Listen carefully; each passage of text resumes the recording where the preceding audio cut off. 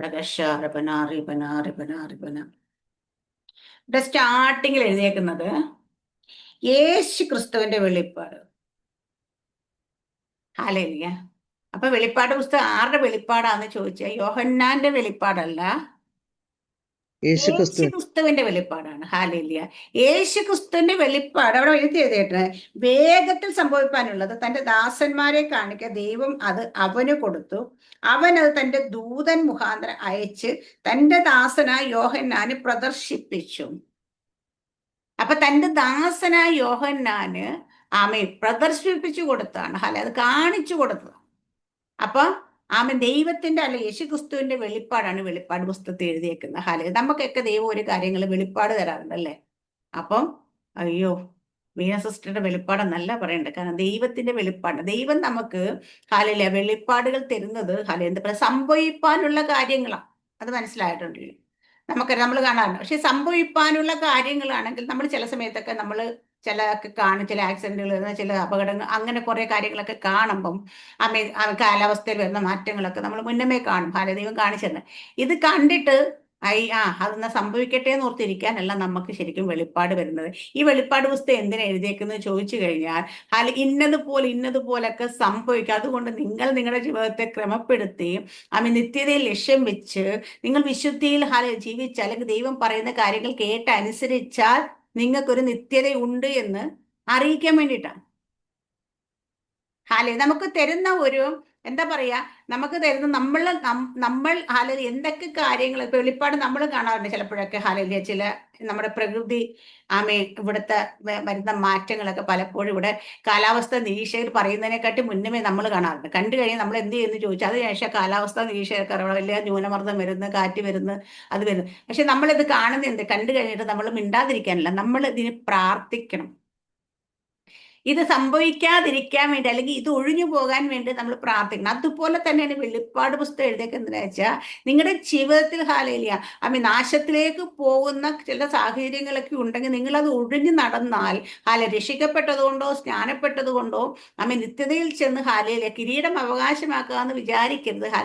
ഇന്ന കാര്യങ്ങളൊക്കെ നിങ്ങൾ മാറി നടന്നാൽ, അല്ലെങ്കിൽ നിങ്ങൾ ഇവിടെയൊക്കെ നിങ്ങൾ ക്രമപ്പെട്ടാൽ മാത്രമേ നിങ്ങൾക്ക് കർത്താവിനോടുകൂടെ യുഗായുഗങ്ങളും വാഴാൻ പറ്റത്തുള്ളൂ. നമുക്ക് നമ്മളെ തന്നെ ഒരുക്കാൻ വേണ്ടിയിട്ടാണ് ഇത് എഴുതിയേക്കുന്നത്. നമ്മുടെ 7 സഭയുടെ ദൂത് എഴുതുന്നതിനകത്ത് എഴുതിയേക്കുന്നത് എന്താ? ഇങ്ങനെയായ നിന്റെ പേര് ഞാൻ മായ്ച്ചു കളയത്തില്ല, ഇങ്ങനെയാണ് നിനക്ക് കിരീടം ലഭിക്കും, ഇങ്ങനെയാണ് നിനക്ക് നല്ല വെള്ളവസ്ത്രം ലഭിക്കും, ഇങ്ങനെയാണ് നിനക്ക് പുതിയ പേര് ലഭിക്കും, എങ്ങനെയായാലും അവിടെ എഴുതിയിട്ടുണ്ട്. അതിനു വേണ്ടിയിട്ട് ഇത് എഴുതിയേക്കുന്നത്. അപ്പം നമ്മളും വെളിപ്പാട് കാണുമ്പോൾ ഇത് തന്നെയാണ് ചിന്തിക്കേണ്ടത്. നമ്മൾ ചില പ്രവാചകന്മാരെ ഞാൻ കണ്ടിട്ടുണ്ട്, പലരും കണ്ടിട്ടുണ്ട്. അവര് വലിയ അപകടം വരാൻ പോകുന്ന, അല്ലെങ്കിൽ മറ്റേത് വരാൻ പോകുന്നതൊക്കെ പറയപ്പെടും. എന്നിട്ട് ഇത് വരുമ്പോൾ ഇവർക്ക് ഭയങ്കര സന്തോഷമാണ്. എന്നിട്ട് ഇവർ പറയും ഞങ്ങൾ പ്രവചിച്ചത് സംഭവിച്ചതെന്ന് പറഞ്ഞ് വലിയ ഹെഡിങ്ങിലൊക്കെ എടുത്തത്. എനിക്കത് കാണുമ്പോൾ ശരിക്കും പറഞ്ഞ സങ്കടം തോന്നാറുണ്ട്. കാരണം വെച്ചാൽ ഒരു പ്രവാചകന് ദൈവം പറഞ്ഞേക്കുന്ന എന്റെ അഭിഷിക്തനെ വെളിപ്പെടുത്താൻ ഞാൻ ഒന്നും ചെയ്യത്തില്ല. ഈ അഭിഷിക്തന് എന്തിനാ അത് വെളിപ്പെടുത്തി കൊടുക്കുന്നത് ചോദിച്ചു കഴിഞ്ഞാൽ ഇത് സംഭവിക്കാനല്ല. നമുക്കറിയാം സോദോം ഗോമോറെ നശിപ്പിക്കുന്നത് അബ്രഹാമിനോട് പറഞ്ഞ സമയത്ത് അബ്രഹാം കയറി ഇടിവിൽ നിൽക്കുന്നുണ്ട് ലോത്തിനും കുടുംബത്തിനും വേണ്ടി. ഇതുപോലെ നമുക്ക് കയറി ഇടിവിൽ നിൽക്കാൻ വേണ്ടി ഇത് കാണിക്കുന്നത് അല്ല. ഞാൻ പറഞ്ഞത് സംഭവിക്കുമ്പോൾ എനിക്ക് സന്തോഷം ഒരിക്കലും അല്ല. ഞാൻ പറഞ്ഞ കാര്യങ്ങൾ അത് ആർക്കും അപകടം അനർത്ഥങ്ങളോ ആയി മാറാതെ അത് ഒഴിഞ്ഞു പോകുമ്പോഴേ ഞാൻ സന്തോഷിക്കുന്നു. കാരണം ദൈവം എന്നെ ഏൽപ്പിക്കുന്ന വേല അതാണ്, എന്നെ ഏൽപ്പിച്ച ജോലി അതാ. അപ്പൊ അതുകൊണ്ട് നമുക്ക് വെളിപ്പാട് കാണാൻ ആഗ്രഹിക്കുന്ന, വെളിപ്പാട് കാണുന്ന ആൾക്കാർ വിചാരിച്ചോണം ഈ വെളിപ്പാട് കണ്ടിട്ട് കിടന്ന് ഉറങ്ങാൻ വേണ്ടിയിട്ടില്ല. വെളിപ്പാട് ദൈവം നമുക്ക് എന്തെങ്കിലും വെളിപ്പെടുത്തുന്നെങ്കിൽ അതിനെ ജയിക്കാൻ, അല്ലെ അതിനെ ഓവർകം ചെയ്യാനായിട്ട്, അതിനെ സംഭവിക്കാതിരിക്കാൻ വേണ്ടിയിട്ട് നമുക്ക് പ്രാർത്ഥിക്കാനുള്ള, അല്ലെങ്കിൽ ഇടിവിൽ നിൽക്കാനുള്ള ഒരു ഉത്തരവാദിത്തം കൊണ്ട് ദൈവം തന്നിട്ടുണ്ട്. വെളിപ്പാട് പുസ്തകം വായിച്ച് നിങ്ങൾക്ക് കൃത്യമായി വായിക്കുന്നവർക്ക് മനസ്സിലാവും ഇത് എന്തിനു വേണ്ടി വെളിപ്പെടുത്തിയിരിക്കുന്നു. എന്തൊക്കെ കാര്യങ്ങളിൽ പറയുമ്പോൾ അത് നമ്മളെല്ലാവരെയും തികഞ്ഞ് ക്രിസ്തുവിൽ തികഞ്ഞവരാക്കാൻ വേണ്ടി, അല്ലെങ്കിൽ നിത്യതയെ ലക്ഷ്യമാക്കി ആ നിത്യതാ ബോധം നമ്മൾ തരുന്നത് പുസ്തകമാണ് വെളിപ്പാട് പുസ്തകം. പലപ്പോഴും പല ദേവദാസന്മാരും പറഞ്ഞു കേട്ടിട്ടുണ്ട്, വെളിപ്പാട് പുസ്തകം വായിച്ച ഭയം തോന്നിയിരുന്നു. ഹല്ലേലൂയ. അപ്പൊ നമ്മുടെ ജീവിതത്തിൽ ഒരു ഭയം വരണം. എന്താ സത്യത്തിൽ നമുക്കൊക്കെ ഭയമില്ലേ? ഉണ്ട്, ഭീരുത്വമല്ല, പക്ഷെ ഭയമുണ്ട്. എന്താ നമ്മുടെ നമ്മുടെ നിയമങ്ങൾ ഭയക്കുന്നോണ്ടല്ലേ നമ്മൾ റോഡിൽ കൂടെ വണ്ടി ഓടിക്കുമ്പം തോന്നുന്ന സ്പീഡിൽ പോകാത്തത്, തോന്നുന്ന വഴി കൂടെ പോകാത്തത്, തോന്നുന്ന ട്രാക്കിൽ കൂടെ പോകാത്തത്. കാരണം എന്താ? ഇങ്ങനെയൊക്കെ പോയി കഴിഞ്ഞാൽ ഇത് അപകടം ഉണ്ട്, അല്ലെങ്കിൽ നിയമത്തിന് എതിരാണ്, നമ്മൾ ഇത് പോയി കഴിഞ്ഞാൽ ഇന്ന ഇന്ന കാര്യങ്ങൾ ഉണ്ടാകുന്നുള്ളുണ്ട്. അല്ലെങ്കിൽ വലിയ ബ്രേക്ക് ഇല്ലാതെ പോകുന്നതൊക്കെ പോകാറുണ്ടായിരുന്നില്ല. പോകുന്നവരുണ്ട് ഹലവന്, അതിന്റെ ഭവിഷ്യത്ത് അവർ അനുഭവിക്കാറുണ്ട് ഹലില്. പക്ഷേ നമുക്ക് അങ്ങനെ നമ്മുടെ നിയമങ്ങളെ നമുക്കൊരു ഭയം ഉണ്ടാകണം. നമ്മുടെ സമൂഹത്തെ ഒരു ഭയം, നമ്മൾ നമ്മൾ നിൽക്കുന്ന ഇതൊക്കെ നമുക്കുണ്ടാകും. കാരണം എന്താ ഞാൻ പറയും, ഇപ്പം നമ്മൾ വിശ്വാസി ആയാലും വിശ്വാസി ആകുന്നതിന് മുമ്പ് നമ്മൾ റോഡിൽ കൂടെ ഇറങ്ങി തോന്നിയ പോലെ നടക്കുമോ? ഇല്ല. കാരണം നമുക്ക് ചുറ്റും ആളുണ്ട്, നമ്മളെ കാണാൻ, നമ്മൾ അറിയത്ത പോലെ. നമ്മൾ ചില സ്ഥലത്ത് ചിലപ്പോൾ ഇവിടെ നമ്മളെ അറിയുന്ന ആരില്ല എന്ത് ചോദിച്ചാൽ നമ്മൾ തോന്നുന്ന പോലെ നടക്കും. ഇല്ല, കാരണം വെച്ചാൽ നമുക്ക് അവിടെയൊക്കെ ദൈവം ഒരു സാമൂഹ്യ ജീവിയാന്നൊരു ബോധം തന്നിട്ടുണ്ട്.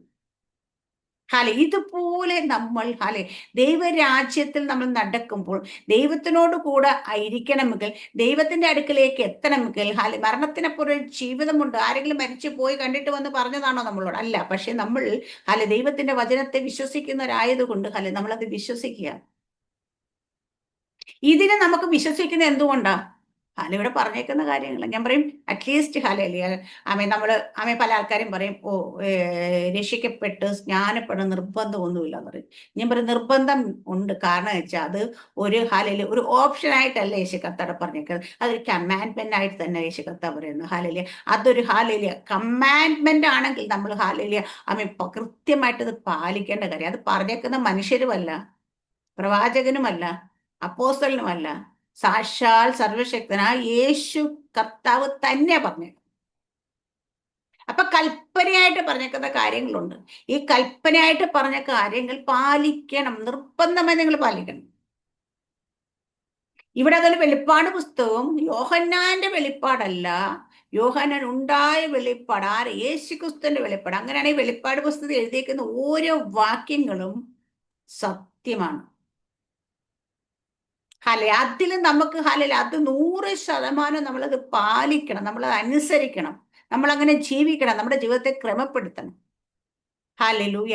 അപ്പൊ നമുക്ക് ഇപ്പം ഞാൻ കണ്ടിട്ട് വെളിപ്പാട് ചിലപ്പം കണ്ട് അതിപ്പം എല്ലാവരും പാലിച്ചൊരു കുഴപ്പമൊന്നുമില്ല. കാരണം വെച്ച് കഴിഞ്ഞാൽ എനിക്ക് തരുന്ന വെളിപ്പാട് എൻ്റെ വ്യക്തിപരമായ ജീവിതത്തിന് വേണ്ടി. പക്ഷെ ഇത് യേശുക്രിസ്തുവിന്റെ വെളിപ്പാട് നമുക്ക് വേണ്ടിയിട്ട് യോഹന്നാന് വെളിപ്പെടുത്തി കൊടുത്തത്, യോഹന്നാൻ എഴുതണമെന്ന് പറഞ്ഞത് ഇത് എഴുതിച്ചത് എന്തിനാന്ന് ചോദിച്ചു കഴിഞ്ഞാൽ മറ്റുള്ളവർക്ക് വേണ്ടിയിട്ട് അത് ചെയ്തത്. നമുക്കുണ്ടായ വെളിപ്പാട് നമ്മളോട് എഴുതണം ദൈവം പറയുന്നില്ല, കാരണം ഇത് നമുക്ക് വ്യക്തിപരമായി തരുന്ന വെളിപ്പാടുകൾ. പക്ഷെ ഇത് സഭയ്ക്ക് വേണ്ടിയിട്ട് ലൂയ, ദൈവത്തിന്റെ വീണ്ടെടുക്കപ്പെടുവാനുള്ളവർക്ക് വേണ്ടിയിട്ട് ദൈവം കാണിച്ചു കൊടുത്ത് അത് എഴുതിച്ച് നമുക്ക് തന്ന്. ഇതിനകത്ത് അടുത്ത വാക്യത്തിൽ പറയുന്നത് ഇത് യോഹന്നാനെ പ്രദർശിപ്പിച്ചു. അവൻ ദൈവത്തിന്റെ വചനവും യേശുക്രിസ്തുവിന്റെ സാക്ഷ്യമായും താൻ കണ്ടതൊക്കെയും സാക്ഷീകരിച്ചു. അപ്പൊ ഇത് യോഹന്നാൻ എങ്ങനെയാ സാക്ഷീകരിക്കുന്നത്? ദൈവത്തിന്റെ വചനം, യേശുക്രിസ്തുവിന്റെ സാക്ഷ്യം. ഇത് ആരുടെ സാക്ഷ്യമായിട്ട് എഴുതിയേക്കുന്ന? യോഹന്നാന്റെ സാക്ഷ്യമായിട്ടല്ല, യേശുക്രിസ്തുവിന്റെ സാക്ഷ്യമായിട്ടാ. നമ്മളൊക്കെ പോയി സാക്ഷ്യം പറയാറുണ്ടല്ലേ? അപ്പൊ നമ്മൾ പറയുമ്പോൾ നമ്മുടെ സാക്ഷ്യം. പക്ഷെ ഇത് ഇവിടെ യേശുക്രിസ്തുവിന്റെ സാക്ഷ്യമാണ്. ഇത് ദൈവത്തിന്റെ വചനമാണ്. കാരണം യേശുക്രിസ്തുവിന്റെ വായിന്ന് പുറപ്പെടുന്നതെല്ലാം വചനമാണ്.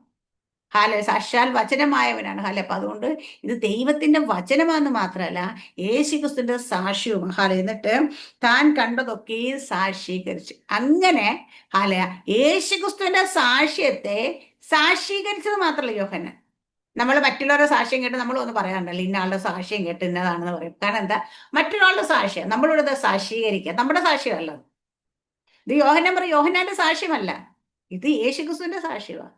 ഞാനിവിടെ സാക്ഷീകരിച്ചത് മാത്രമേ ഉള്ളൂ. ഞാനത് എടുത്ത് പറഞ്ഞില്ലെങ്കിൽ ഏറ്റു പറഞ്ഞില്ലെങ്കിൽ നിങ്ങളോട് അറിയിച്ചത് മാത്രമേ ഉള്ളൂ. ഈ സാക്ഷ്യം ആരുടെ? സർവശക്തനായ യേശുക്രിസ്തുവിന്റെ സാക്ഷ്യമാണ്. അപ്പൊ ദൈവം പറഞ്ഞ സാക്ഷ്യം എത്ര സാക്ഷ്യത്തെ ഉളവാക്കാൻ വേണ്ടിയിട്ടുള്ളതാ.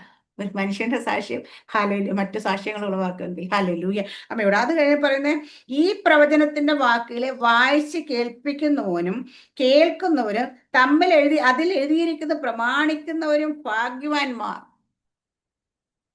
അപ്പോൾ ഈ പ്രവചനത്തിന്റെ വാക്കുകളെ വായിച്ച് കേൾപ്പിക്കുന്നവന്. അപ്പം ഈ വചനം വായിക്കുന്നതിന് പ്രതിഫലം ഉണ്ടോ സിസ്റ്ററെ? ഉണ്ട്. ഹല്ലേലൂയ. നമ്മുടെ ഇവിടുത്തെ സ്ഥിരം വചന വായനക്കാരി നമ്മുടെ സാറാമ്മ സിസ്റ്ററാണ്. ഹല്ലേലൂയ. അപ്പൊ അതുകൊണ്ട് വചനം വായിക്കാൻ എല്ലാം ഉത്സാഹം കാണിക്കണം കേട്ടോ. കാരണം വെച്ച് കഴിഞ്ഞാല് വചനം വായിച്ച് കേൾപ്പിക്കുന്നവർക്ക് പ്രതിഫലമുണ്ട്, കേൾക്കുന്നവന് പ്രതിഫലമുണ്ട്, അത് പ്രമാണിക്കുന്നവന് പ്രതിഫലമുണ്ട്. ഹല്ലേലൂയ. ആമീൻ. ഈ ഇങ്ങനെ ചെയ്യുന്നവർക്കൊക്കെ അവരെല്ലാവരും ഭാഗ്യവാന്മാരാണ്. ദൈവത്തിന്റെ വചനം ആമീൻ നമ്മളുടെയൊക്കെ ജീവിതത്തിൽ ദൈവത്തിന്റെ വചനം നമ്മളിലേക്ക് വന്നപ്പോഴാണ് ആമീൻ നമുക്ക് അത് കേൾക്കാൻ തോന്നിയത്, അത് കേട്ടപ്പോൾ അത് പ്രമാണിക്കാൻ തോന്നി. അങ്ങനെയാണ് നമ്മൾ ഭാഗ്യവാന്മാരായത്. അപ്പൊ വചനമില്ലെങ്കിൽ, വചനം കേട്ടില്ലെങ്കിൽ, വചനം അറിഞ്ഞില്ലെങ്കിൽ നമുക്ക് പ്രമാണിക്കാൻ പറ്റത്തില്ല. അപ്പൊ നമുക്ക് ആ ഭാഗ്യം നമുക്ക് ലഭിക്കത്തില്ല. ഹാലേലൂയ.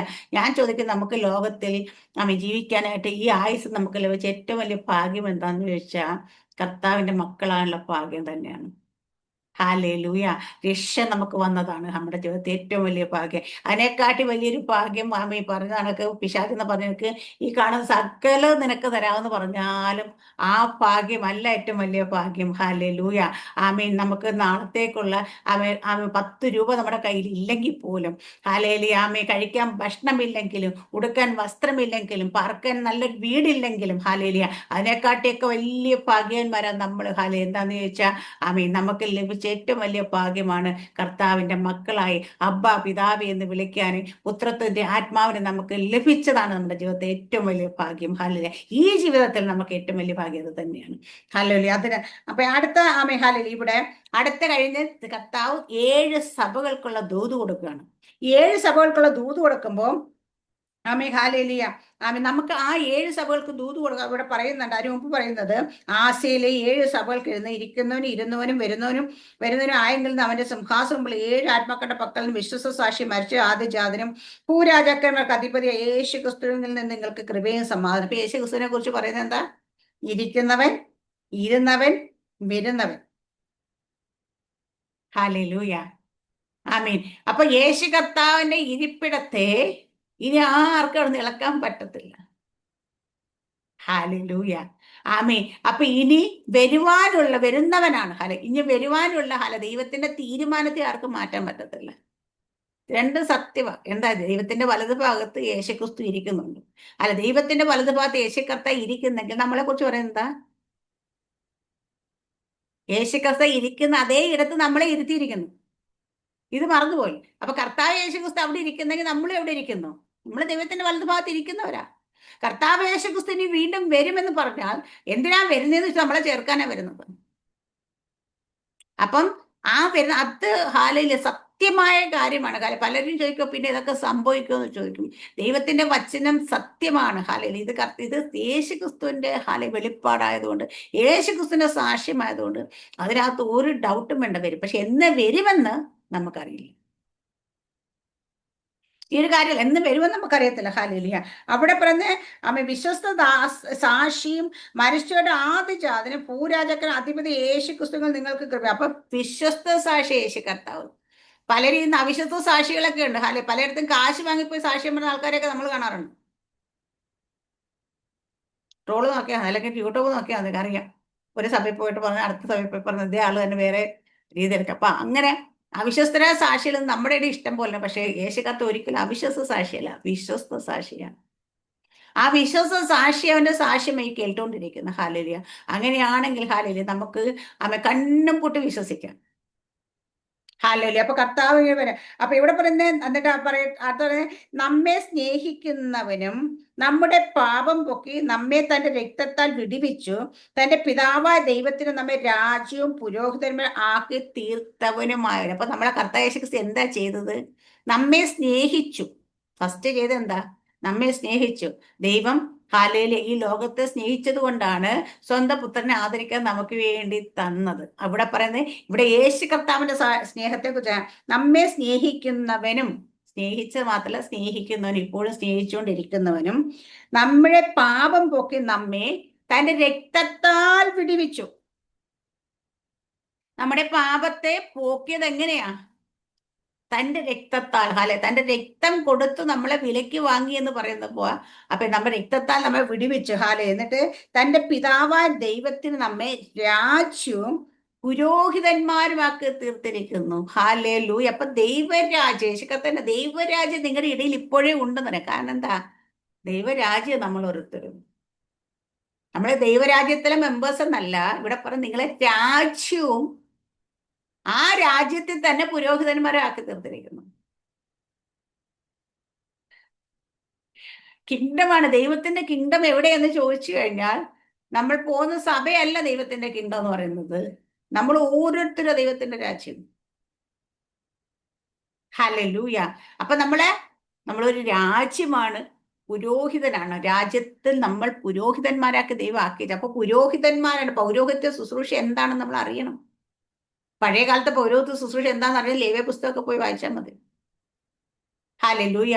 അപ്പൊ നമുക്ക് പക്ഷെ നല്ലൊരു ശ്രേഷ്ഠ മഹാപുരോഹിതനുണ്ട്. എന്താ പറയാ, നമുക്ക് വേണ്ടി യേശുക്കർത്താവ് എന്താ ചെയ്തുകൊണ്ടിരിക്കുന്നത് ഇപ്പം? സ്വർഗത്തിൽ പിതാവിന്റെ വലത് ഭാഗത്തിരുന്നുകൊണ്ട് നമുക്ക് വേണ്ടി മധ്യസ്ഥം വഹിക്കുന്നു, അല്ലേ? അപ്പൊ നമുക്ക് എന്ത് ഉത്തരവാദിത്വം ഉണ്ട്?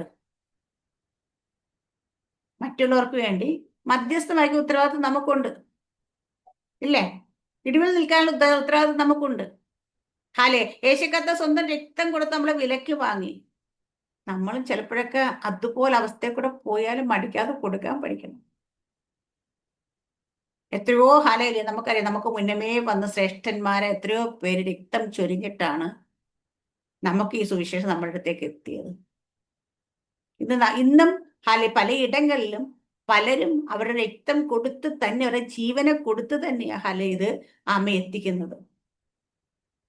ഇവൻ നമ്മുടെ കയ്യിലിരിക്കുന്ന ബൈബിൾ പോലും ഈ ഒരു പുസ്തക രൂപത്തിൽ നമ്മുടെ കരത്തിലേക്ക് എത്താൻ വേണ്ടിയിട്ട് ഹല്ലേലൂയ, ദൈവം എത്രയോ മനുഷ്യരുടെ രക്തം അതിനകത്ത് വീണിട്ടുണ്ട്.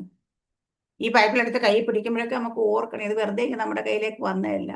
എത്ര പേർ രക്തം ഒഴിച്ച് രക്തം ചൊരിഞ്ഞ് ജീവൻ കൊടുത്ത് ഈ പുസ്തക രൂപത്തിലേക്ക് ആക്കി വന്നത്. നമുക്കിന്ന് ഭയങ്കര നിസ്സാരം. ഇത് കൊടുക്കാൻ വല്ല 500, 600, 700 അല്ല 1000, 2000 രൂപ കൊടുക്കുമ്പോൾ നമുക്കൊരു ബൈബിൾ കൈ കിട്ടുന്നു. അത്ര വില ഇതിനുള്ളൂ നമുക്കെന്ന് വിചാരിക്കില്ല. ഇതിന്റെ പിന്നിൽ എത്ര പേരുടെ അധ്വാനം, എത്ര പേരുടെ ജീവൻ, എത്ര പേരുടെ പോരാട്ടം, എത്ര പേരുടെ ത്യാഗം, ഇതെല്ലാം ഇതിനകത്തുണ്ടെന്നറിയാം. ഇവിടെ പറഞ്ഞ അപ്പൊ നമ്മളെ എന്നിട്ട് രാജ്യവും പുരോഹിതന്മാരാക്കി നമുക്ക് വേണ്ടി ഉത്തരവാദിത്തമൊക്കെ നമുക്കറിയാം. പഴയ നിയമകാലത്തെ മഹാപുരോഹിതനെ കുറിച്ച് നമുക്കറിയാം. അല്ലെങ്കിൽ അവിടെ ആ പുരോഹിതൻ അകത്തേക്ക് പോകുമ്പോൾ ജീവനോട് പുറത്തേക്ക് വരുമെന്ന് പോലും അറിയത്തില്ല പുള്ളിക്ക്. എന്നിട്ട് പോകും എന്താന്ന് പറഞ്ഞിട്ട്, ജനത്തിന് വേണ്ടി ഇടിവിൽ നിൽക്കാൻ വേണ്ടിയിട്ട്, ജനത്തിന് വേണ്ടി പാപപരിഹാരത്തിന് രക്തം തളിക്കാൻ വേണ്ടിയിട്ട് ഇതിന് അകത്തേക്ക് പോകും. കാരണം പോയേ പറ്റൂ. ഹാലേലിയ. നമുക്കിന്ന് അങ്ങനെ വല്ല ഭയമോ അങ്ങനെ വല്ല കാര്യങ്ങളും നമുക്കുണ്ടോ? എസ്തേറിന്റെ പുസ്തകം പഠിക്കാൻ നമുക്കറിയാം. എസ്തേറും സ്വന്തം ജനത്തിനൊരു പ്രശ്നം വന്നപ്പോൾ എസ്തേർ അവൾ ഉപവസിച്ചു, പ്രാർത്ഥിച്ചു, പുതിയ വസ്ത്രം ധരിച്ചു. രാജാവിന്റെ അടുക്കിലേക്ക് കയറി പോകുന്ന ഭാഗമുണ്ട്. ഈ രാജാവിന്റെ അടുക്കിലേക്ക് പോകുമ്പം ചെങ്കോൽ അവളുടെ നേരെ നീണ്ടില്ല എങ്കിൽ ജീവനോട് പുറത്തു വരാൻ പറ്റത്തില്ല. ഹല്ലേലൂയ. എന്നിട്ട് അവൾ പോവുക. എന്താ പറയാ, ഞാൻ നശിക്കുന്നെങ്കിൽ നശിക്കട്ടെ, പക്ഷേല് അതിനെക്കാട്ടിയൊക്കെ വലുതാണ് ഇപ്പോൾ എൻ്റെ ജനം ഫേസ് ചെയ്യുന്ന സിറ്റുവേഷൻ. ഹല്ലേലൂയ. അവിടെ രാജ്ഞി ആയിരിക്കുന്ന എസ്തേറിന് അങ്ങനെ ഒരു ഉത്തരവാദിത്വം വന്നെങ്കിൽ രാജാവും പുരോഹിതനും രാജുവും ഒക്കെ ആക്കി വെച്ചിരിക്കുന്ന നമുക്ക് എത്രത്തോളം റെസ്പോൺസിബിലിറ്റി ഉണ്ട്. ഹല്ലേലൂയ. നമ്മുടെ ചുറ്റുപാടുമുള്ളവർ നമ്മുടെ സ്വന്തക്കാര്, നമ്മുടെ ബന്ധുക്കള്, നമ്മൾ കാണുന്ന എന്തുമാത്രം ജനം ഓരോ ദിവസവും ഇരുട്ടിന്റെ അധികാരത്തിന് കീഴിലേക്ക് പൊയ്ക്കൊണ്ട് നമുക്ക് ഓരോ കാര്യങ്ങൾ കാണാൻ നമ്മുടെ ഹൃദയത്തിന് ചൂട് പിടിക്കുന്നില്ല എങ്കിൽ നമുക്ക് ആ വിഷയവുമായിട്ട് ദൈവസന്നിധി ഇരിക്കാൻ കഴിയുന്നില്ല എങ്കിൽ നമ്മളെ ദൈവം ആക്കി വെച്ചതിന് എന്തെങ്കിലും പ്രയോജനമുണ്ടോ? നമ്മുടെ ഗ്രൂപ്പിൽ തന്നെ വൈകിട്ട് നമ്മുടെ ചുറ്റുപാടും കാണുന്ന വിഷയങ്ങൾക്ക് വേണ്ടിയിട്ട് ഇടിവിൽ നിന്ന് പ്രാർത്ഥിക്കാനായിട്ട് നമ്മൾ പ്രാർത്ഥന വെച്ചു. വൈകുന്നേരം അല്ലെ 7:30 ഹല്ലേലൂയ. കാരണം നമ്മൾ അവിടെ നമ്മുടെ ആരുടെയും വ്യക്തിപരമായ വിഷയങ്ങളൊന്നും അവിടെ പ്രാർത്ഥിക്കാറില്ല. ഹല്ലേലൂയ. അവിടെയെല്ലാം നമ്മൾ നിങ്ങളുടെ മദ്യം, മയക്കുമരുന്ന്, ഹല്ലേലൂയ, ഈ നായ്ക്കളുടെ ശല്യം, അന്യസംസ്ഥാന തൊഴിലാളികളുടെ ശല്യം, പ്രകൃതി ദുരന്തങ്ങൾ, ഇങ്ങനെ ഭരണാധികാരി, പൗലോസ് ഉദ്യോഗസ്ഥർ എല്ലാവരും ഹല്ലേലൂയ, എന്താ പറയാ, പഞ്ചായത്ത് മെമ്പർ തുടങ്ങി പ്രധാനമന്ത്രി വരെയുള്ളവർക്ക് വേണ്ടിയിട്ടൊക്കെ നമ്മൾ മധ്യസ്ഥം വഹിക്കുക. കാരണം എന്താ വെച്ചാൽ അവരെയൊക്കെ ആക്കി വെച്ചിരിക്കുന്ന പൊസിഷനിൽ അവർ നന്നായി ഭരിക്കണമെങ്കിൽ, നീതിയോടെ ന്യായത്തോടെ കാര്യങ്ങൾ ചെയ്യണമെങ്കിൽ എന്താ നമ്മൾ പ്രാർത്ഥിക്കണം. അതിനുവേണ്ടി പറഞ്ഞ പ്രാർത്ഥന എത്ര പേര് കീറുന്നത് നമ്മുടെ ഗ്രൂപ്പിലുള്ളവർക്ക് അറിയാം. ഞാൻ പറയുന്നില്ല. കാരണം അവൻ കീറുന്നത് എത്ര പേര് പ്രാർത്ഥിക്കുന്ന എത്ര സമയം. നമുക്ക് എന്ത് ആത്മാർത്ഥത അതിനകത്തുണ്ട്. ആ സമയത്ത് എല്ലാവരും വാട്ടോ നിങ്ങളുടെ വിഷയങ്ങൾ നമുക്ക് നിങ്ങളുടെ ഇന്ന വിഷയങ്ങൾ കൊണ്ട് നമുക്ക് ഇടിവിൽ നിൽക്കാന്ന് പറഞ്ഞാൽ എല്ലാവരും വരും. കാരണം സ്വന്തം വിഷയങ്ങൾക്ക് വേണ്ടിയിട്ട് ഇന്ന് എല്ലാവരും പ്രാധാന്യം കൊടുക്കുന്നത്. പക്ഷെ ഒരിക്കലും അങ്ങനെയാകരുത് കാരണം സ്വന്തം വിഷയങ്ങൾ പ്രാർത്ഥിക്കേണ്ടതെന്ന് ഞാൻ പറയത്തില്ല. പക്ഷെ നീ സ്വന്തം വിഷയം, നിന്റെ വിഷയം പ്രാർത്ഥിച്ചില്ലെങ്കിൽ കൂടി നീ മറ്റുള്ളവരുടെ വിഷയം നിന്റെ വിഷയമാക്കി ഏറ്റെടുത്ത് പ്രാർത്ഥിച്ച അറിയാണ്ട് നിന്റെ ജീവിതത്തിൽ വേണ്ടുന്നെല്ലാം ദൈവം. ഹല്ലേലൂയ. ഇവിടെയൊക്കെ നമ്മളെ ഇവിടെ രാജ്യവും, ഇവിടെ പറഞ്ഞ രാജ്യവും പുരോഹിതനുമാക്കി വെച്ചേക്കുന്നത് ഒരു രാജ്യം. ഹല്ലേലൂയ. ആ രാജ്യത്തെ കുറിച്ച് നമ്മൾ കാണുമ്പോൾ രാജ്യത്തിന് കുറേ കാര്യങ്ങളുണ്ട്. രാജ്യത്തിൻ്റെതായ കുറേ കാര്യം ഭരണാധികാരം ഉണ്ടാക്കുന്ന നിയമങ്ങളായിരിക്കും നിയമസംഹിതകൾ. പക്ഷെ എന്നാലും ആ രാജ്യത്തിൽ ഒരു രാജ്യത്തിൽ ഇപ്പം ഒരു രാജ്യമുണ്ട് നമ്മുടെ വീട്ടിൽ 4-10 ഗസ്റ്റ് വന്നാൽ അവർക്ക് വേണ്ടുന്ന എല്ലാം ഒരുക്കി കൊടുക്കുന്ന ആരുടെ ഉത്തരവാദിത്തം? നമ്മുടെ ഉത്തരവാദിത്തം. അവരെ സേഫ് ആക്കി, പ്രൊട്ടക്റ്റഡ് ആക്കി, അവരെ ഹാപ്പി ആക്കി എല്ലാം വെക്കുന്ന നമ്മുടെ ഉത്തരവാദിത്തം. അപ്പൊ ഒരു ഭവനം നമ്മുടെ കയ്യിൽ ഏൽപ്പിച്ച് നമ്മൾ ഇത്രയും ചെയ്യുന്നെങ്കിൽ ഒരു രാജ്യം നമ്മുടെ കയ്യിൽ ഏൽപ്പിച്ച് എന്തൊക്കെ ചെയ്യണം? ഇത് ഓർത്തു വെച്ചോളാം. നമ്മൾ വെറുതെ ഇതെന്നല്ല പറയുന്നത്. രാജ്യത്തിന്റെ മെമ്പർ എന്നല്ല പറയുന്നത്. രാജ്യത്തിന്റെ ഒരു പ്രജയെന്നല്ല പറഞ്ഞേക്കുന്നത്. ആ രാജ്യം നമ്മൾ തന്നെയാണെന്ന് പറയുമ്പോൾ നമ്മുടെ റെസ്പോൺസിബിലിറ്റി എത്ര കൂടുന്നു നോക്കണം. അതുപോലെ നമ്മൾ പുരോഹിതന്മാരാണ്. ഹല്ലേലൂയ. പുരോഹിതന്മാർക്ക് ഒത്തിരി ഉത്തരവാദിത്തങ്ങളുണ്ട്. അവർ സ്വന്തം ലൈഫിനെ അല്ല മുന്നിൽ കാണേണ്ട. പുരോഹിതൻ എപ്പോഴും അവനെ ദൈവം ഏൽപ്പിച്ച പൗരോഹിത്യ ശുശ്രൂഷയാണ് ഏറ്റവും കൂടുതൽ മുന്നിൽ കാണേണ്ടത്. അവന്റെ പല പുരോഹിതന്മാരും വീടൊക്കെ വിട്ടിറങ്ങി എന്താ പറയാ, ദൈവത്തിന് വേണ്ടിയിട്ട് അങ്ങ് പോകുന്നു. അവർക്ക് ഒരു ഫാമിലി ലൈഫില്ല, അല്ലെങ്കിൽ അവർക്കൊരു സോഷ്യൽ ലൈഫില്ല, അല്ലെങ്കിൽ അവരൊരു എന്താ പറയാ മറ്റുള്ള സാമൂഹ്യ ജീവികളെ പോലെ എല്ലാത്തിലും പോയി പെടത്തില്ല. അവരെപ്പോഴും ഒരു വേർതിരിക്കപ്പെട്ട ചിന്ത അവർക്കുണ്ട്. ഇന്ന് പക്ഷെ അതൊക്കെ മാറി കേട്ടോ. പണ്ടത്തെ കാലത്തൊക്കെ ഉള്ള ആൾക്കാരെ കാര്യം ഞാൻ പറയുന്നത്. ഇപ്പൊ ഹിന്ദുക്കളൊക്കെ ആണെങ്കിൽ ആർക്ക് നാടേ വേണ്ട, നാട്ടിലെ ലോകമോഹങ്ങളും ജയിക്കണം, അവരങ്ങ് കാട്ടിപ്പോയി താമസിക്കും. എന്ത് പ്രയോജനമാണ് കാട്ടിപ്പോയിരുന്നിട്ട് പക്ഷെ തോന്നുന്നു. പക്ഷെ നമ്മുടെ ഇപ്പൊ കത്തോലിക്ക സഭയിലൊക്കെ ആണെങ്കിൽ ഒരു വിവാഹം പോലും കഴിക്കാതെയാണ് അവർ പൗരോഹിത്യ ശുശ്രൂഷ തിരഞ്ഞെടുക്കുന്നത്. ദൈവം പറഞ്ഞിട്ടൊന്നുമില്ല ആരും വിവാഹം കഴിക്കരുത്. പക്ഷേ അവർ അങ്ങനെ തിരഞ്ഞെടുക്കുക. അപ്പൊ എന്താ, ഒരു കുടുംബം കുഞ്ഞുങ്ങൾ എന്നുള്ളതൊക്കെ വേണ്ടെന്ന് വെക്കുന്നുണ്ട്. പക്ഷെ അവരുടെ ചിന്താഗതി ഇതൊക്കെയാണ് ഒരു ത്യാഗമായിട്ട് അല്ലെങ്കിൽ ഒരു ഡെഡിക്കേഷൻ ആയിട്ടൊക്കെ കാണുന്നത്. പക്ഷെ അതല്ല നമ്മൾ നിങ്ങൾ ഇതെല്ലാം നിങ്ങൾക്ക് വേണ്ടി ദൈവം, നിങ്ങൾക്ക് കുഞ്ഞുങ്ങൾ വേണ്ടാന്നോ കുടുംബം വേണ്ടാന്നോ ഒന്നും ദൈവം പറഞ്ഞിട്ടില്ല. ദൈവം പ്രത്യേകിച്ച് എടുത്ത് പറഞ്ഞിട്ടുണ്ട്. ഏക ഭാര്യയുടെ ഭർത്താവായിരിക്കുന്നവരായിരിക്കണം. സഭ നന്നായി നോക്കാൻ, കുടുംബം നോക്കാൻ കഴിയാത്തതിനൊരിക്കലും സഭയെ നോക്കാൻ കഴിയത്തില്ലെന്നും പറഞ്ഞിട്ടുണ്ട്. അപ്പൊ കുടുംബസ്ഥനായിരുന്ന് തന്നെ കാര്യങ്ങൾ ചെയ്യണമെന്നാണ് ദൈവം പഠിപ്പിക്കുന്നത്. ദൈവത്തിന്റെ വചനം പഠിപ്പിക്കുന്നത്. ഇവിടെ നമ്മൾ കാണുന്ന കാര്യം നമ്മളെ അപ്പൊ ആക്കി വെച്ചിരിക്കുന്നിടത്ത് പുരോഹിതനാണെങ്കിൽ പൗരോഹിത്യ ശുശ്രൂഷയിൽ എന്തൊക്കെ ഉത്തരവാദിത്തങ്ങളുണ്ട് നമ്മൾ തീർച്ചയായിട്ടും അറിയണം. നമുക്ക് മാതൃക കാണിച്ചു തന്ന ഒരു ശ്രേഷ്ഠ മഹാപുരോഹിതൻ നമ്മുടെ മുമ്പിൽ നിൽപ്പുണ്ട്. ആ പുരോഹിതൻ എങ്ങനെയായിരുന്നെന്ന് അറിയണം. ഹല്ലേലൂയ. അപ്പൊ ഈ ശ്രേഷ്ഠ മഹാപുരോഹിതനെ കുറിച്ച് പഠിച്ചിട്ട് വേണം നമ്മൾ നിൽക്കുക. എന്നിട്ട് അവിടെ പറഞ്ഞ എന്നേ മഹത്വം ബലാമി, അവൻ മേഘാരൂഢനായി വരുന്നു, ഏത് കണ്ണും അവനെ കുത്തി കുളച്ച് അവനെ കാണും, ഭൂമിയിലെ ഗോത്രങ്ങളൊക്കെയും അവനെ ചൊല്ലി വിലപിക്കും. ഒവ് ആമീൻ. അവിടെ ഒവ് ആമീൻ ഉറപ്പിക്കുന്നതാ. എന്താ, അവൻ മേഘാരൂഢനായി വരും, എല്ലാ കണ്ണും കാണുന്നത്. നമ്മൾ വചനത്തിൽ പറയുന്നത് മരിച്ചവരെല്ലാവരും എഴുന്നേൽക്കും, അവന്റെ ശബ്ദം കേൾക്കും. അല്ലാതെ വിശ്വാസികൾ മാത്രം എഴുന്നേൽക്കുന്നല്ല എഴുന്നേൽക്കുന്നേ, മരിച്ചവരെല്ലാം എഴുന്നേൽക്കും, അവന്റെ ശബ്ദം കേൾക്കും. എന്നിട്ട് ചിലർ നിത്യനിന്ദയ്ക്കായിട്ടും ചിലർ നിത്യ ജീവനായിട്ടും അവന്റെ മുമ്പിൽ നിൽക്കും. അവന് ശരീരത്തിരിക്കുമ്പോ ചെയ്ത നല്ലതും തീയതും അതിന്റെ പ്രതിഫലം അന്ന് അമ്മ ലഭിക്കും. ഹല്ലേലൂയ.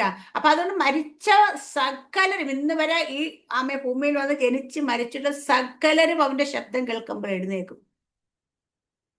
ഹല്ലേലൂയ. അല്ലാതെ നമ്മൾ വിചാരിക്കും അയ്യോ നമ്മൾ മാത്രം എഴുന്നേറ്റ് അടപ്പ് നിൽക്കുക. അല്ല, നമ്മളിന്ന് വചനം പറഞ്ഞിട്ട് കേൾക്കാത്തൊരു സുവിശേഷം പറഞ്ഞിട്ട് കേൾക്കാതൊക്കെ മരിച്ചവരൊക്കെ ഉണ്ടെങ്കിൽ അവരൊക്കെ വന്ന് നമ്മുടെ മുമ്പിൽ നിൽക്കും. അല്ലെ, അപ്പൊ അവര് പറയും ഞങ്ങളോട് ആരും പറഞ്ഞില്ല. കൃത്യസമയമുണ്ട്, ഇന്ന ആള് ഇന്ന സമയത്ത് നിങ്ങളോട് പറഞ്ഞത്. അല്ലെ, ഇന്നിപ്പം ഞാൻ ഈ സമയത്ത് ഇവിടെ നിങ്ങൾ വചനം പറയുന്നതൊക്കെ ആ സമയത്ത് അല്ലെ അവിടെ ഡിസ്പ്ലേയിൽ ഇങ്ങനെ ഉണ്ടാവും, ഇന്ന സമയം ഇന്ന മണിക്കൂർ ഇന്ന മിനിറ്റിൽ ഇന്ന സെക്കൻഡിൽ അല്ലെ ഇന്ന ആള് നിങ്ങളോട് പറഞ്ഞത്. അല്ലെ, അപ്പൊ നമുക്ക് അവിടെ, കാരണം നമ്മുടെ കണ്ണ് നമ്മുടെ ദൈവത്തിന്റെ കണ്ണ് സകലം റെക്കോർഡ് ചെയ്യുന്നുണ്ട് അവിടെ. ഇത് അവിടെ നിൽക്കേണ്ട. അപ്പൊ പുരോഹിതന്മാരെ നമുക്ക് ഒത്തിരി ഉത്തരവാദിത്തങ്ങൾ ദൈവം തന്നിട്ടുണ്ട്. അപ്പൊ പുരോഹിതന്മാരുടെ ഉത്തരവാദിത്തങ്ങൾ ദൈവം നമ്മളെ ഏൽപ്പിച്ച ഉത്തരവാദിത്തം, യേശുക്രിസ്തുവിന്റെ സാക്ഷ്യം അവൻ യോഹന്നാൻ സാക്ഷീകരിച്ചതുപോലെ നമ്മുടെയൊക്കെ ജീവിതത്തിൽ ഇതിനുള്ള ഉത്തരവാദിത്തം എന്തിനു വേണ്ടിയിട്ടാണ്? ഞാൻ പറയുന്നത് നിത്യതയെ ലക്ഷ്യം വെച്ച് ഇന്ന് നമ്മൾ കേൾക്കുന്ന വചനങ്ങളെല്ലാം ഇന്നലെ പറഞ്ഞ പോലെ കേൾക്കുന്ന സകല വചനങ്ങൾ ഈ ലോകത്തിന് ഫോക്കസ്ഡ് ആയിട്ടുള്ള. നിങ്ങൾക്ക് അത് കിട്ടും ഇത് കിട്ടും, അത് അങ്ങനെ വരും ഇങ്ങനെ വരും, നിങ്ങൾ അതാകും ഇതാകും എന്നൊക്കെ. പക്ഷെ ഇതെല്ലാം ഈ ലോകത്തിനെ ബേസ് ചെയ്തുള്ളതാണ്. ഈ ലോകം അതിന്റെ മോഹങ്ങളെ നമ്മൾ ഉണർത്തുന്നതാണ്.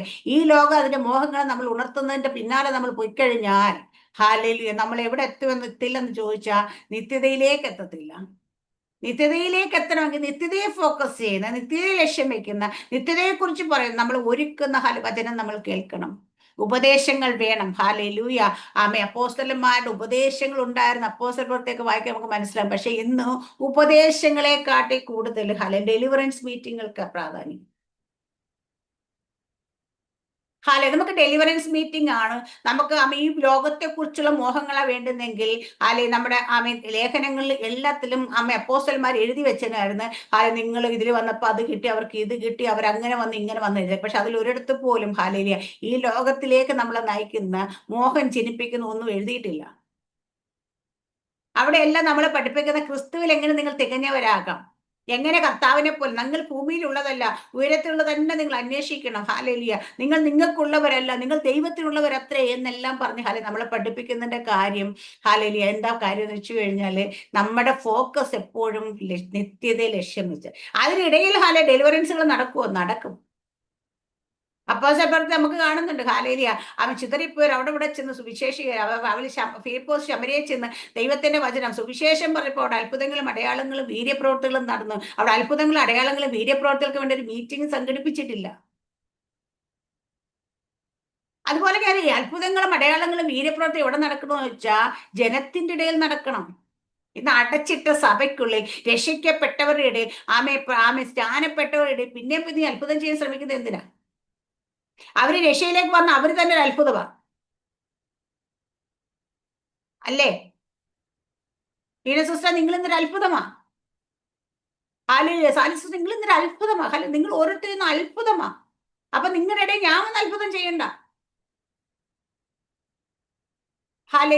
അടച്ചിട്ടിരിക്കുന്ന സഭകൾക്കുള്ളിൽ പോയി അത്ഭുതങ്ങളും അടയാളങ്ങളും വീരപ്രവർത്തനം ചെയ്യാൻ നമ്മൾ ശ്രമിക്കേണ്ട. നമ്മൾ നമ്മൾ തന്നെ ഒരു അത്ഭുതമാ. പക്ഷെ നീ അത്ഭുതം ചെയ്യണം. എന്താ? ഡെലിവറൻസ് മീറ്റിംഗുകൾ വെക്കണം. നീ പരസ്യ യോഗങ്ങൾ വെക്കണം. എവിടെ? ജനത്തിന്റെ ഇടയിൽ. വിടുതൽ വേണ്ടുന്ന അവിടെ ആൾക്കാർ. ഇത് പെട്ടകത്തിൽ കയറിയവരാ. പെട്ടത്തിൽ കയറിയവരുടെ ജീവിതത്തിൽ നിങ്ങൾ ചെന്നിട്ട് അവിടെ എന്തെങ്കിലുമൊക്കെ മാറ്റം വരുത്താമെന്ന് ചിന്തിക്കേണ്ട. നിങ്ങളൊക്കെ ചെയ്യുന്നിട്ട് അവിടെ അങ്ങ് ഡെലിവറി ചെയ്യിക്കുക അല്ലെങ്കിൽ ചെയ്യിക്കാന്ന് വിചാരിക്കേണ്ട. കാരണം അവിടെ ഓരോരുത്തർക്കും വേണ്ടുന്ന കാര്യങ്ങൾ ദൈവം മുന്നമേ ഒരുക്കി വെച്ചേക്കുക. ഇന്ന് ഇത് മനസ്സിലാകാത്തൊരു പലരും എവിടെ ഒരു ഡെലിവറൻസ് കിട്ടുമെന്ന് ഓടി നടക്കുക. എവിടെ ഒരു പ്രവചനം കേൾക്കാൻ നേരത്തെ റീനാൻഡി പറഞ്ഞതുപോലെ നമ്മൾ നോക്കിയിട്ട് ഫേസ്ബുക്ക് തപ്പിയിട്ട് അല്ലെങ്കിൽ നമ്മൾ കാര്യങ്ങൾ അന്വേഷിച്ചിട്ട് പ്രവചിക്കുന്നതിന്റെ കാര്യം വെച്ചാൽ ഇത് കേട്ടില്ലെങ്കിൽ ജനത്തിന് സുഖമില്ലാത്തതുകൊണ്ട് തന്നെ അവരത്ര കഷ്ടപ്പെട്ട് നിങ്ങളോട് അറിയിക്കുന്നു. കാരണം ഇത് കേട്ടാലും നിങ്ങൾ അടുത്ത പ്രാവശ്യം അങ്ങോട്ട് ചെല്ലത്തോന്നു. ഒന്നും പറയുന്നത് ദൈവമേ സിസ്റ്റർ അയ്യോ ദൈവത്തിന്റെ ആത്മ ഒന്നും വെളിപ്പെടുത്തില്ല കേട്ടോ, അതുകൊണ്ട് എനിക്കൊന്നും വെളിപ്പെട്ടില്ല, അതുകൊണ്ട് എനിക്കൊന്നും പറയാൻ പറ്റുന്നില്ല. ഇത് പറഞ്ഞാൽ പിന്നെ നിങ്ങൾ ആരെങ്കിലും അവിടേക്ക് പിന്നെ പോകും. പോരുന്ന വഴി വെറുതെ ആവശ്യം മെനക്കെട്ട് ഇത്ര സമയങ്ങൾ ഇത്ര കാശുകൾ ഇത്ര പെട്രോൾ അടിച്ച് അവിടെ ചെന്ന് പക്ഷെ ഒരു വാക്ക് പോലും പറഞ്ഞില്ല. എന്ന്. പക്ഷേ അന്നേരം നീ സന്തോഷിക്കണം. ദൈവം നിന്നെക്കുറിച്ച് ഹാലലിയ ഒരു പ്രവാചകനിലൂടെ അല്ല വെളിപ്പെടുത്താൻ പോകുന്നത്. ദൈവം നിന്നെക്കുറിച്ച് നിന്നോട് തന്നെ വെളിപ്പെടുത്തും, നിന്നോട് തന്നെ സംസാരിക്കും. നിന്നോട് സംസാരിക്കുന്നുണ്ടെന്ന് വേറെ ആളുടെ ശബ്ദത്തിലൂടെ നിന്നോട് സംസാരിക്കാത്ത. നമ്മൾ ചിലവ് വിചാരിക്കുകയോ നമ്മളോട് പ്രവചിച്ചില്ലല്ലോ, എല്ലാവരും പ്രവചിച്ചല്ലോ. എന്താ പ്രവചിക്കാത്തതെന്ന് കാര്യം വെച്ചാൽ ആ നിൽക്കുന്ന ആൾക്കാരൊക്കെ ദൈവം പറഞ്ഞിട്ട് കേൾക്കാൻ പറ്റാത്ത പൊട്ടന്മാരായിരിക്കുന്നുണ്ട് മറ്റൊരാളുടെ വായിലൂടെ കേൾപ്പിക്കുന്നത്. നിന്നോട് ദൈവം നേരിട്ട് സംസാരിക്കുന്നത് കൊണ്ടാണ് നിന്നോട് വേറെ ആളുടെ ആവശ്യമില്ലാത്തത്. മനസ്സിലാവുന്നുണ്ടോ? അപ്പൊ അവിടെ നമ്മൾ സന്തോഷിക്കുക വേണ്ടുന്നത്. കാരണം വെച്ചാൽ എന്റെ ദൈവം എന്നോട് സംസാരിക്കുന്നത് ഞാൻ കേൾക്കുന്നത് കൊണ്ടാണ് മറ്റൊരാളുടെ ആവശ്യം ഇവിടെ ഇല്ലാത്തത്. ഹാലേ, നമ്മളൊക്കെ നേരെ തലതിരിച്ചാ ചിന്തിക്കുന്നത്.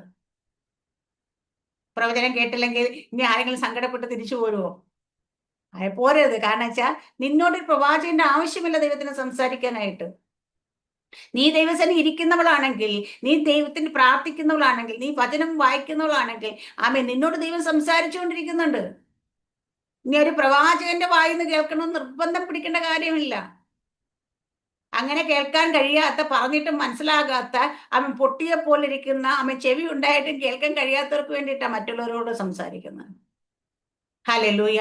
അപ്പൊ ഇവിടെ നമ്മൾ ഇവിടെ പറയുന്ന നമ്മുടെ ദൈവം ഹല്ലേലൂയ. എന്നിട്ട് അടുത്ത് പറയുന്നത് ഞാൻ ആൽഫയും ഒമേഗയുമാകുന്നു എന്നിരിക്കുന്നവനും ഇരുന്നവനും വരുന്നവനുമായ സർവശക്ത ദൈവമായ കർത്താവ് അല്ല. അപ്പൊ വീണ്ടും പറഞ്ഞ് ഇരിക്കുന്നവനും ഇരുന്നവനും വരുന്നവനും.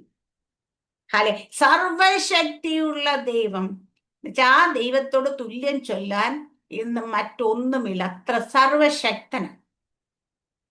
സർവശക്തൻ എന്ന് വെച്ചാ സകലം ഹാലലി ആ ദൈവത്തോട് ഇനി നമ്മുടെ കർത്താവ് ഈക്വൽ ടു മറ്റൊന്ന് പറയാൻ നമുക്കില്ല. തുല്യം ചൊല്ലാൻ വേറെ ഒന്നുമില്ലാത്ത ഹാലലിയ. ആരോടും ഹാലലിയ ഉപമിക്കാൻ പറ്റാത്ത ഹാലലിയ നമ്മുടെ കർത്താവിനെ കുറിച്ച് പറയുന്നു. അപ്പൊ വരുമെന്ന് പറഞ്ഞാൽ വരുന്നവനെ കാണാം. കർത്താവിന്റെ ഇത് യേശു ക്രിസ്തുവിന്റെ സാക്ഷ്യമാണ്. അപ്പൊ യേശു കർത്താവ് ഒരു ഫോഷ്ക്ക് സാക്ഷിയല്ല. ഹാലേലിയ. എന്താ പറയാ, നമ്മുടെ കർത്താവ് യേശു ക്രിസ്തു ഹാലേലിയ നമ്മുടെ കർത്താവിന്റെ സാക്ഷ്യമായി എഴുതിയിരിക്കുന്നുണ്ട്. അത് സത്യമായതുകൊണ്ടും നമ്മളെ എല്ലാം ഹാലേലിയ വരുമെന്ന് പറഞ്ഞിട്ടുണ്ടെങ്കിൽ അവൻ വരിക തന്നെ ചെയ്യും. അതുകൊണ്ട് നമ്മൾ ഓരോ ദിവസവും ആ നിത്യതയെ ലക്ഷ്യം വെച്ചുകൊണ്ട്, ആ നിത്യതയിലാക്കാക്കിക്കൊണ്ട് ഹാലേലുയ നമ്മൾ അതിനു വേണ്ടി ഒരുങ്ങണം.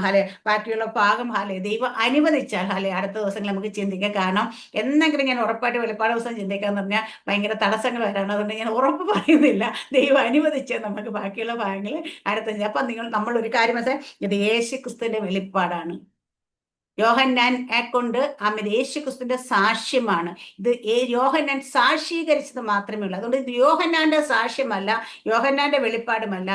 നമ്മുടെ സാക്ഷിയാവൻ കർത്താവ് സർവശക്തനായ ദൈവത്തിന്റെ ആൽഫയും ഒമേഗയുമാണെന്ന്, ആദിനും അന്തിനുമാണെന്ന് പറഞ്ഞാൽ, വരുമെന്ന് പറഞ്ഞാൽ വരുന്നവൻ തന്നെയായിരിക്കുന്ന കർത്താവിനെ കുറിച്ചുള്ളതാണ്. അതുകൊണ്ട് നമുക്ക് എല്ലാവർക്കും ഹല്ലേലൂയ ആ നിത്യത ലക്ഷ്യമേ നമ്മളെ രാജ്യമാക്കി വെച്ചേക്കുന്ന, പുരോഹിതരാക്കി വെച്ച് നമുക്ക് ചില ഉത്തരവാദിത്തങ്ങൾ ദൈവം തന്നിട്ടുണ്ട്. അതിലേക്ക് നമുക്ക് സ്റ്റെപ്പ് വരും ദിവസങ്ങളിൽ ദൈവം അനുവദിച്ചതിന്റെ കൂടുതൽ ഭാഗം നമുക്ക് ചിന്തിക്കാൻ ദൈവം അതിനകത്ത് എല്ലാവരും അനുഗ്രഹിക്കുമാറായിട്ട്. ആമേൻ. സ്തോത്രം. God bless you.